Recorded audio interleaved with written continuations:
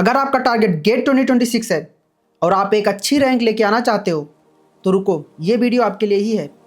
सो hey guys, स्वागत है आपका एक नए वीडियो में। इस वीडियो में मैं आपको बताने वाला हूँ कि आप लास्ट के 30 to 35 डेज अपनी प्रिपरेशन को कैसे बूस्टअप करो कि आप एक अच्छी रैंक लेके आ पाओ। तो गेट का एग्जाम जैसा कि सबको पता है फरवरी के फर्स्ट वीक में होने वाले हैं, 7th 8th और 14 और 15 को। तो आज से करीब 30 से 35 दिन का समय है आपके पास, और इन 30 से 35 दिनों में मैं वो स्ट्रेटजी बताने वाला हूँ जिससे कि आपका रैंक जो अभी आपका लेवल है उससे 10 गुना इंक्रीज हो सकता है। तो सबसे पहली चीज़ ये है भाई कि लास्ट के 30 दिन में आपको कोई भी नया सब्जेक्ट स्टार्ट नहीं करना है। ये चीज़ मैंने अपने पिछली वीडियो में भी बताई है, बट फिर से रिपीट कर रहा हूँ कि आपको कोई नया टॉपिक या नया सब्जेक्ट स्टार्ट नहीं करना है, ठीक है।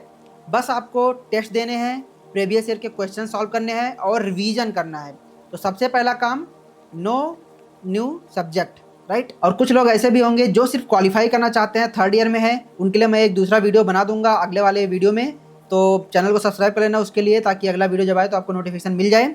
तो उसमें मैं ये बता दूंगा कि अगर आपका सब्जेक्ट कंप्लीट नहीं है, आप रैंक नहीं ला पाओगे, बट आप क्वालिफाई कर पाओगे अच्छे से।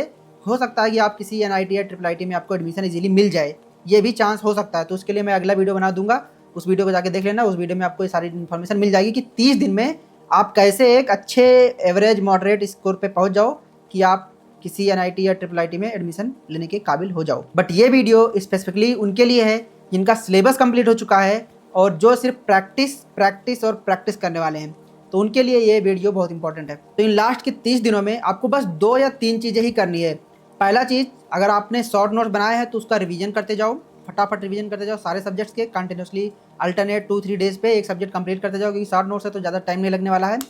और जो मैंने अपने पिछले वीडियो में बताया था, बहुत ही इंपॉर्टेंट था कि जो आपने मिस्टेक नोट्स बनाए होंगे, भाई साहब अगर आपने नहीं बनाया तो ये बिग ब्लंडर आपके लिए, क्योंकि ये मिस्टेक नोट्स ही है जो आपको एक डिफरेंस क्रिएट करते हैं, जो एवरेज स्टूडेंट होता है और एक टॉपर होता है।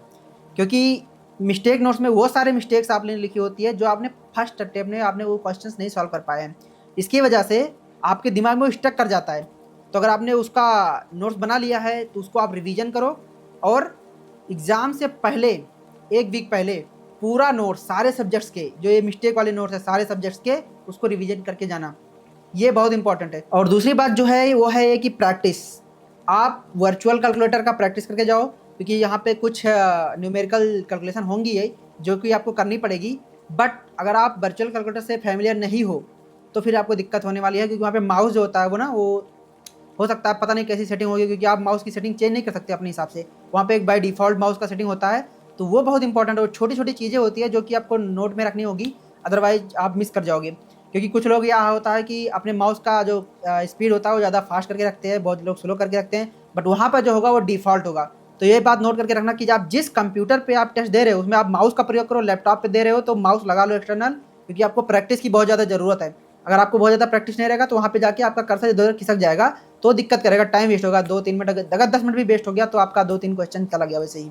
तो जो माउस का स्पीड है उसको आप डिफ़ॉल्ट करके रखना, वो ज़्यादा हेल्पफुल रहेगा, आप उसी हिसाब से फैमिलियर रहोगे, ठीक है। और एक चीज़ कि आप उसी टाइम पर अपना टेस्ट सीरीज दो, फुल लेंथ वाले या मॉक टेस्ट दो जिस टाइम पर आपका एग्जाम होने वाला है, ताकि आपका ब्रेन जो है उस हिसाब से काम करना स्टार्ट कर दे। अदरवाइज कुछ लोग शाम को टेस्ट सीरीज देते हैं बट उनका एग्जाम फर्स्ट हाफ में पड़ जाता है, तो फिर वो सिंक्रोनाइजेशन नहीं हो पाता है, ठीक है। तो उसी हिसाब से आपका जब एडमिट कार्ड आ जाए तो एडमिट कार्ड में आप देख लो, तो उसके बीच में आप 3 से 4 मॉक टेस्ट जरूर दे देना। एडमिट कार्ड जब भी रिलीज़ होगा उसके बीच में आपका एटलीस्ट आई थिंक 1 या 2 वीक के पहले एडमिट कार्ड रिलीज़ हो जाएगा, तो उस 1-2 वीक में आप 3-4 मॉक टेस्ट जरूर देना, और उसी टाइम पर देना जब आपका एग्जाम का शेड्यूल है। तो इस हिसाब से जो है आपका ब्रेन मेंटली प्रिपेयर रहेगा, और इस प्रिपरेशन की वजह से आपका ब्रेन 100% फंक्शन करेगा। जो भी आप रिवीजन करके जाओगे, जो भी आपके दिमाग में होगा, वो सारी चीज़ें उसी हिसाब से काम करेंगी। अदरवाइज अगर टाइमिंग अलग होगी तो थोड़ा सा दिक्कत हो सकता है, क्योंकि फैमिलियर नहीं है दिमाग, हो सकता है उस टाइम पे आप सो रहे हो सकता है उस टाइम पे खा पी रहे हो, तो उस हिसाब से नहीं चलेगा वो दिमाग, ठीक है। तो ये सारी चीज़ें छोटी छोटी चीज़ें हैं जो आपको नोटिस में लानी है, माउस का स्पीड, या फिर उसी टाइम सेम टाइम पे एग्ज़ाम देना, वर्चुअल कैलकुलेटर का प्रैक्टिस करना, तो ये सारी चीज़ें याद करके रखना आप लोग। और जो मैंने रिवीजन का स्ट्रेटजी बताया कि सारे सब्जेक्ट्स का रिवीजन फर्स्ट, उसके बाद मॉक टेस्ट के अभी भी जो आप दे रहे हो जनवरी के मंथ में जो आप दोगे फुल लेंथ वाले मॉक टेस्ट, उसका शॉर्ट नोट्स मिस्टेक नोट्स में शॉर्ट नोट करके लिख लेना। मतलब जो क्वेश्चंस आप नहीं सॉल्व कर पाए उसको मिस्टेक नोट में लिख लेना, और उसको लास्ट के 1 वीक में रिवाइज करके चले जाना। बस दैट्स इट। तो अगर आप ये स्ट्रेटजी फॉलो करने वाले हो तो भाई मैं गारंटी देता हूँ कि आप एक अच्छी रैंक लेके आ पाओगे। तो दोस्तों ये थी लास्ट 30 डेज की प्रिपरेशन स्ट्रेटजी फॉर गेट 2026। और अगर आपको ये वीडियो हेल्पफुल लगी हो तो प्लीज़ वीडियो को लाइक कर देना और चैनल को सब्सक्राइब कर देना, क्योंकि आने वाले टाइम में बहुत सारी वीडियोज आने वाली हैं गेट के रिलेटेड, एग्ज़ाम के रिलेटेड, कंटेंट के रिलेटेड और इंटरव्यूज़ फॉर द गेट और फिर IITians और NITians वालों की। ठीक है, तो उन सभी चीज़ों के लिए आप इस चैनल को जरूर सब्सक्राइब कर लेना। मिलते हैं नेक्स्ट वीडियो में, तब तक के लिए बाय बाय।